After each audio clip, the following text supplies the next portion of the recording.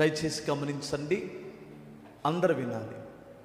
దాచేపల్లిలో 16, 17 పోతే సోమవారం మంగళవారంతో ముగించబడతాయి. పెందలకాడ రండి.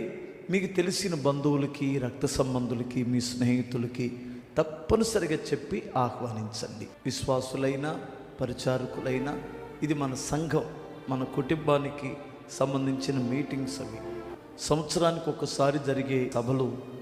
ఏంటి ఉపయోగం అంటే 2 రకాలుగా ఉపయోగపడుద్ది. బైబిల్ చెబుతుంది, మీరు ఒకడిని అగ్నిలో నుండి లాగినట్లు లాగండి.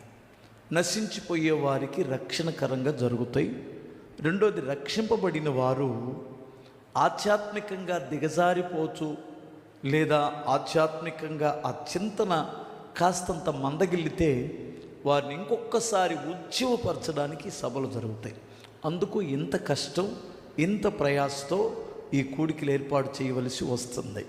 కనుక సహకరించండి. పరిచర్య చేయాలనుకున్నటువంటి బిడ్డలకి ఇది ఒక గొప్ప సదవకాశం. దేవుడు మిమ్మల్ని, మీ కుటుంబాలను దేవుడు దీవించునగా.